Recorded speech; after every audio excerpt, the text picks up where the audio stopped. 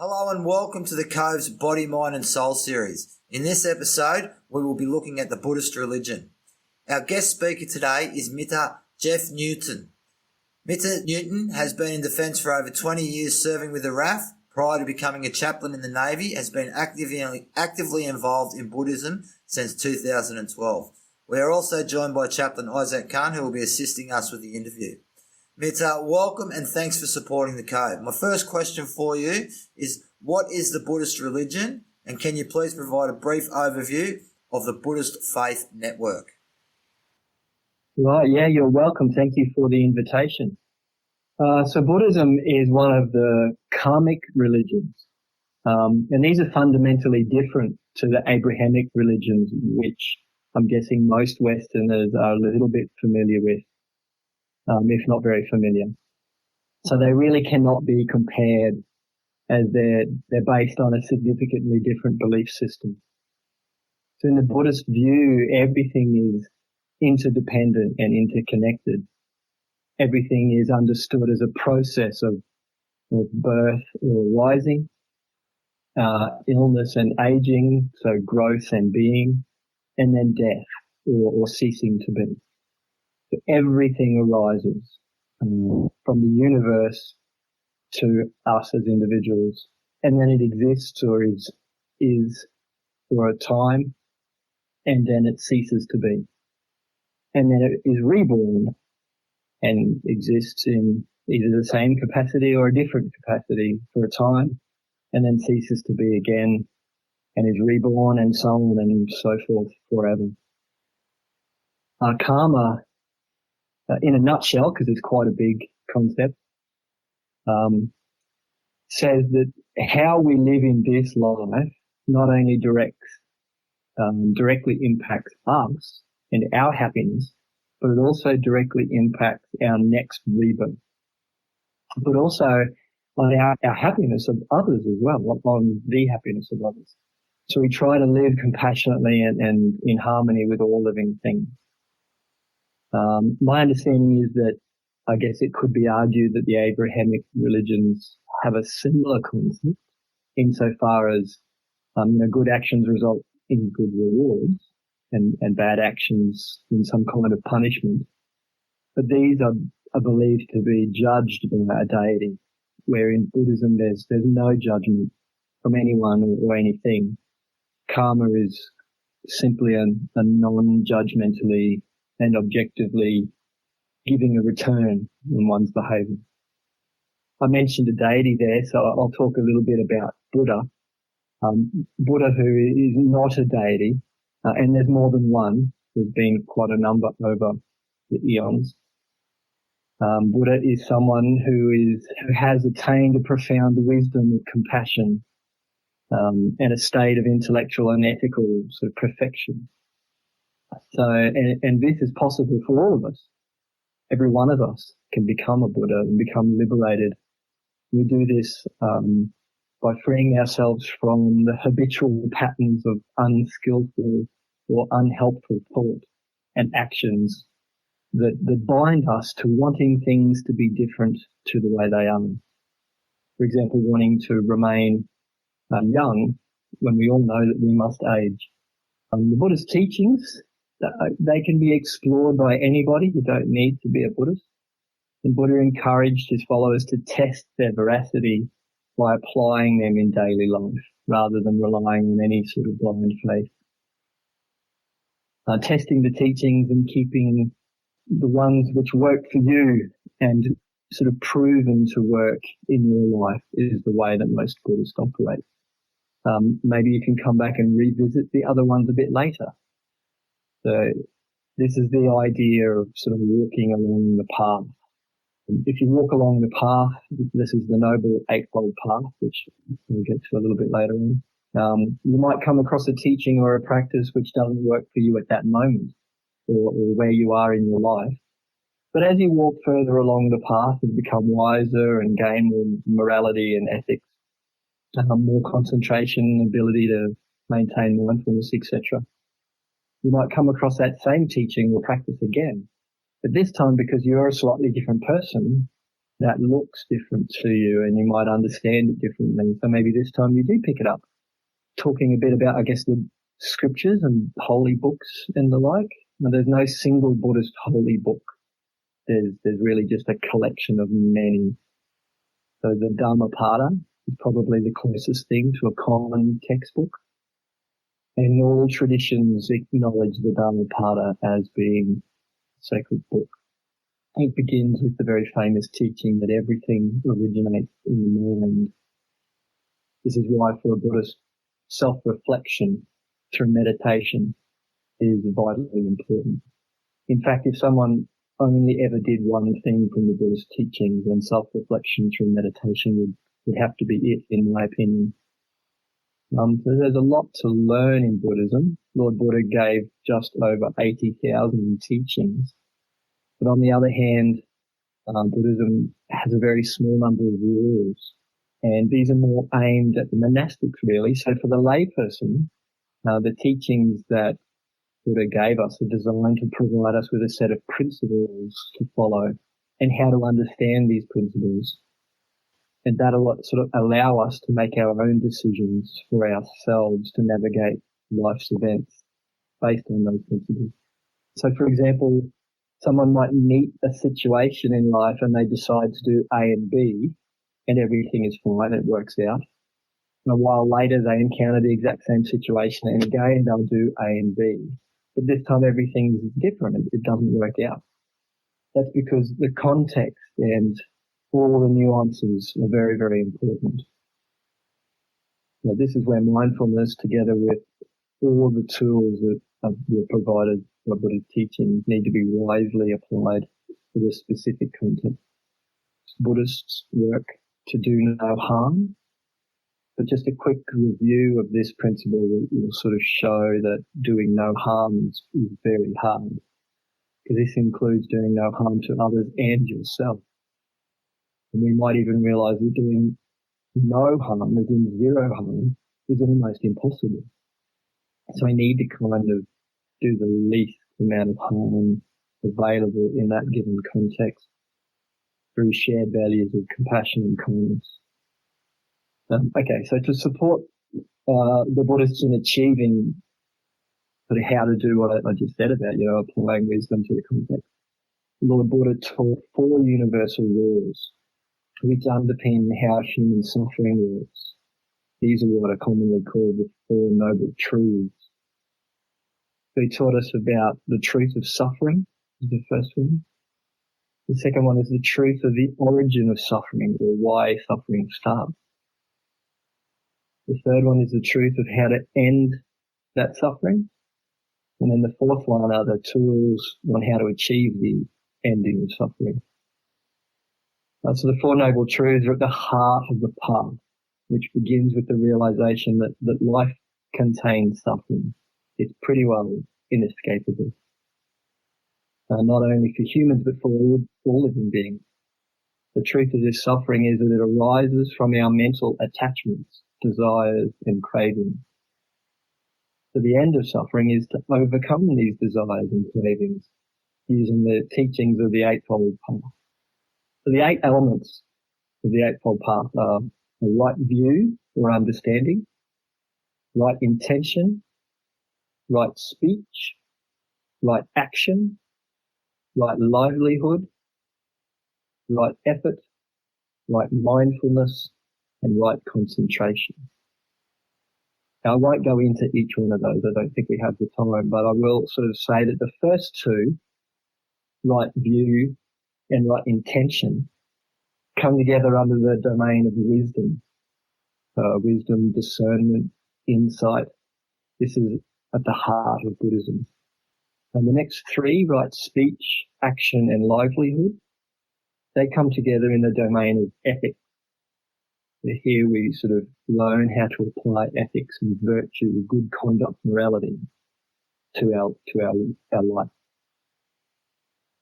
And then the last 3, right effort, mindfulness, and concentration, all sit under the domain of concentration, being able to concentrate, maintain our mindfulness, mental development, tune one's mind to doing what needs to be done right now without distractions, all of that sort of thing. And finally, I think to answer this question, I'll just mention one of the most important sort of significant celebrations in the Buddhist calendar, and that's Wesak Day, or the Buddha's birthday. And this is observed by all Buddhists everywhere, no matter what their school or tradition is. And it marks the birth, enlightenment, and passing away of Buddha in the month of May. So it changes specific date every year because Buddhism works on a lunar calendar. So the date is going to be different each year, but it is in the month of May. How does Buddhist faith support a believer, and what difference does it make to the individual? Okay, so Buddhism has never really been highly organized, but neither does it sort of seek out converts or expect anybody who joins to make a commitment to any one particular organization. It's very open and flexible. For someone to move from tradition to tradition is very accepted and maybe even encouraged by some. Or for someone to practice under more than one tradition or denomination. So when I say tradition, I'm sort of talking about denomination for people understanding that in the Abrahamic sense, in the Christian sense. Because I myself practice under several different traditions. The notion of karma, as I've mentioned, it tells us that we have all the power we need right now. So this helps us lead a positive and productive life. It places a great deal of responsibility on the individual to walk their own path, but it also lets us know that we have everything that we need to walk that path. We are enough. There's nothing more outside of us that we need. So Buddhism, through the Noble Eightfold Path, as I just outlined, provides all the tools that a Buddhist will need to achieve this. And it provides, while it does provide those tools, however, it leaves the decision on how and when to use those tools up to the individual. So it really gives a sense of personal empowerment for the adherent. Buddhism also outlines that we're not alone. We are who we are because of all the other things which have ever been and because of all the other people who exist. So we're truly interconnected. This is a central tenet of Buddhism and means we are never alone. Therefore, as we are not alone and we're interconnected, everything we do affects everyone else. This places, again, a great deal of personal responsibility on the Buddhist shoulders. How does the Buddhist faith support defence capability? That's an excellent question. I think ADF capability is enhanced by having people who can capably exercise personal responsibility, make wise, ethical decisions in stressful situations such as the battlefield. So these are the kinds of attributes that commanders value, and these are the kind of attributes that Buddhism cultivates through clear seeing, moral integrity, wisdom and compassion, so that practitioners are able to make better decisions in all areas of life, in personal and work relationships, in the judicious use of public money, training others in conflict situations, and even situations of great sorrow and loss, when wisdom and compassion are our greatest allies. And we regularly discuss these topics because our practice sessions, like going to church, whenever a Buddhist goes to temple, there is nearly always a Dharma reading or a discussion about a teaching from the Buddha. And then there'll be a discussion about the ethics and the wisdom and the morality of how to apply that teaching to life. And most often, the Buddhist Sangha, the community, will literally sit around in a circle and discuss how can we apply that teaching that we've just heard to our life. And everybody gets a chance to share and express their understanding of the nuances of that teaching and how to apply it. And what about how can a local commander support an adherent to the Buddhist faith? So Buddhism is all about individual responsibility, making the most skillful decision possible based on their training, understanding, self-awareness, the wisdom, and obviously the specific context. Hence why mindfulness is a key concept within Buddhism and actually seems to be catching on all around the world.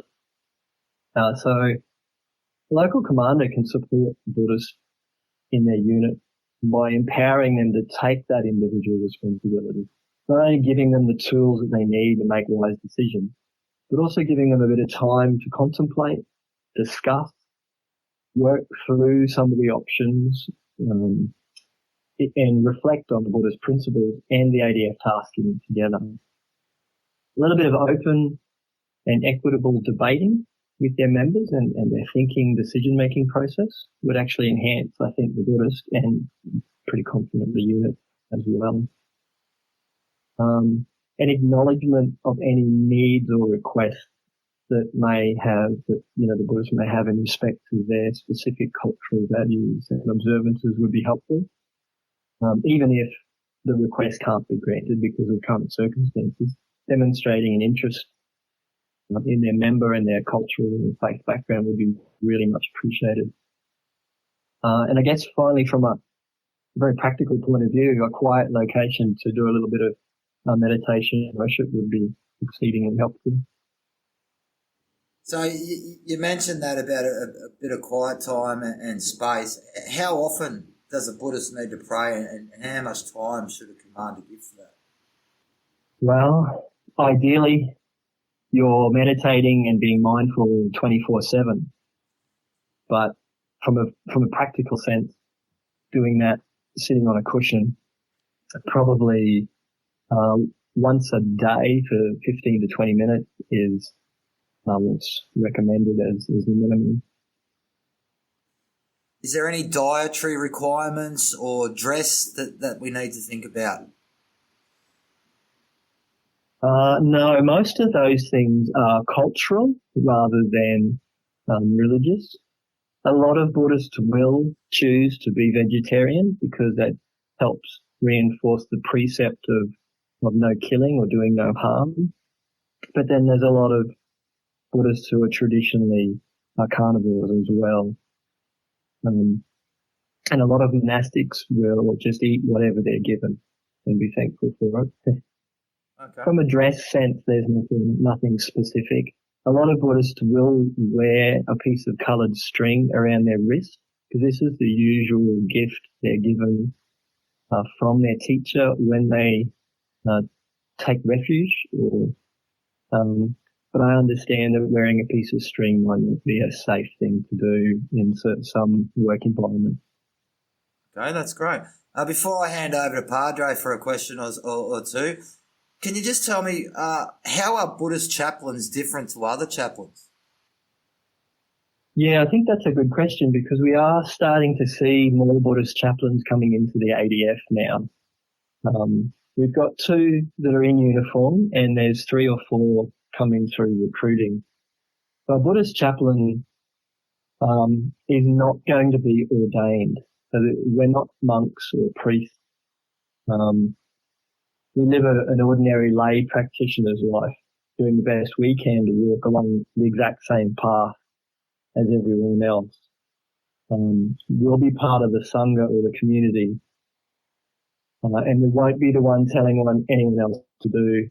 Buddha's teachings tell us that it's not possible for us to change anyone else. This is where the individual responsibility thing is so important. Because change can only come from within the individual when they are ready. So no external person or entity can change anybody else. Our job as a Buddhist chaplain is to support everyone as a friend, help them to find their own way. So when a Buddhist chaplain, we won't be taking the lead. We actually base what we do on the person we're talking to, because it's their journey that we're helping them with. I know that's very similar. That last point is very similar to a lot of other chaplains, but it was good. Padre, any questions from you? Jeff, thank you for just some really nice explanation there. to those questions. I liked towards the end when you mentioned vegetarianism. I know not all Buddhists are vegetarians, but many of them are. And I'm largely vegetarian, not exclusively, but where I can, I try to be vegetarian. So I find some similarities with them, particularly when I'm in field. It's difficult to in an army context to. I know there's vegetarian ration packs, but it's not always available, and it gets rather mundane from time to time, eating the same stuff.